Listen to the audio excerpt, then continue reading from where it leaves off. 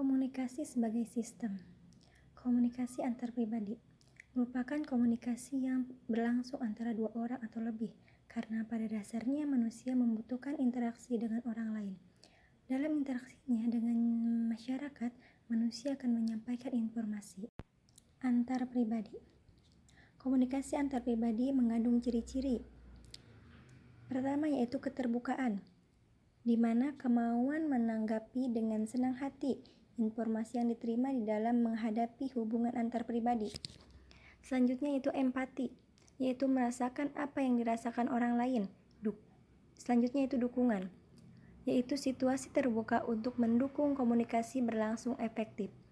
Selanjutnya, rasa positif, yaitu seseorang harus memiliki peranan positif terhadap dirinya, mendorong orang lain lebih aktif berpartisipasi dan menciptakan situasi komunikasi kondusif untuk interaksi yang efektif.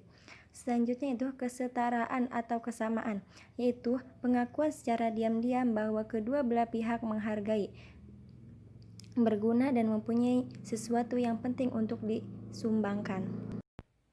Selanjutnya yaitu komunikasi interpersonal, merujuk pada komunikasi yang terjadi secara langsung antara dua orang yang mengharuskan untuk menatap muka antara dua orang atau lebih, dengan membawa pesan verbal maupun non-verbal, sehingga masing-masing dapat membantu memahami informasi apa yang disampaikan.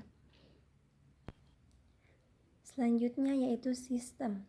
Sistem adalah kumpulan komponen di mana masing-masing komponen memiliki fungsi yang saling berinteraksi dan saling tergantung serta memiliki satu kesatuan untuk bekerja mencapai tujuan.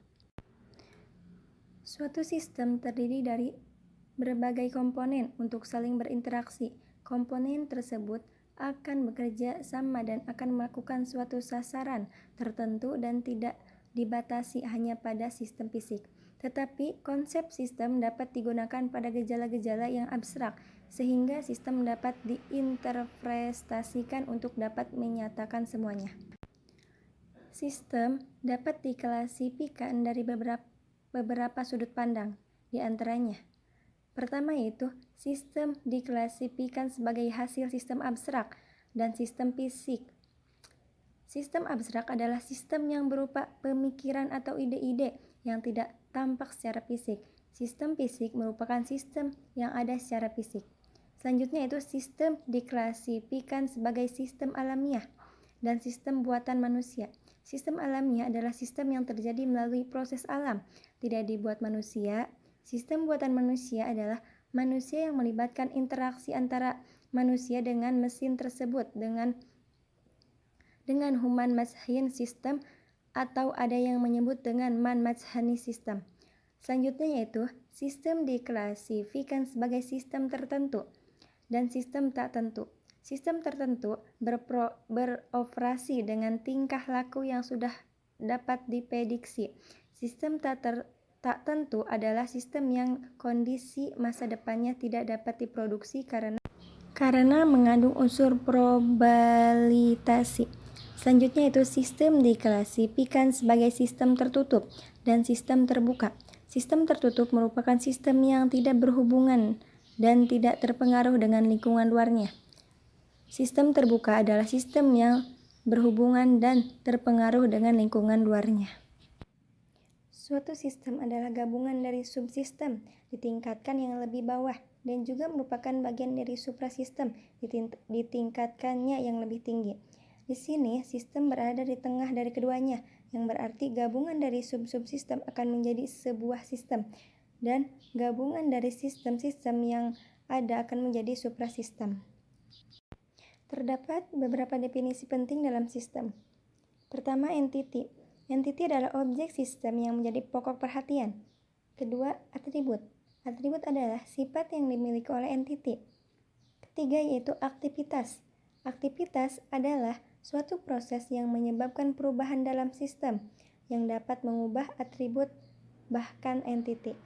Status. Status adalah keadaan entity dan aktivitas pada saat tertentu terkait pada tujuan studi sistemnya. Terakhir yaitu kejadian. Kejadian adalah bentuk peristiwa sesaat yang dapat berubah variabel status sistem. Nah, selanjutnya itu konsep diri. Konsep diri adalah semua ide-ide, pikiran, kepercayaan, dan pendirian yang diketahui individu tentang dirinya dan mempengaruhi individu dalam berhubungan dengan orang lain. Jadi konsep diri itu adalah pikiran-pikiran atau ide-ide kepercayaan seseorang tentang dirinya sendiri. Selanjutnya yaitu konsep diri menurut William. Dapat diartikan sebagai diri sebagai pandangan dan perasaan kita tentang diri kita. Konsep diri belum ada sejak lahir, tapi berkembang secara bertahap dan dipelajari melalui kontak sosial dan pengalaman. Proses eksplorasi diri sendiri serta hubungan dengan orang dekat dan berarti bagi dirinya.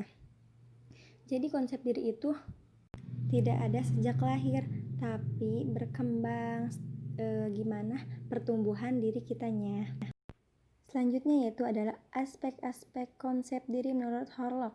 Pertama, aspek fisik meliputi sejumlah konsep yang dimiliki individu mengenai penampilan, kesesuaian dengan jenis kelamin, arti penting tubuh, dan perasaan gengsi di hadapan orang lain yang disebabkan oleh keadaan fisiknya. Kedua yaitu aspek psikologis meliputi penilaian individu terhadap keadaan fisik dirinya, seperti rasa percaya diri, harga diri, serta kemampuan dan ketidakmampuannya. Nah, yang terakhir yaitu adalah pembukaan diri atau self-disclosure, adalah pengungkapan reaksi atau tanggapan kita terhadap situasi yang sedang kita hadapi, serta memberikan informasi tentang masa lalu yang relevan atau yang berguna untuk memahami tanggapan kita di masa kini tersebut.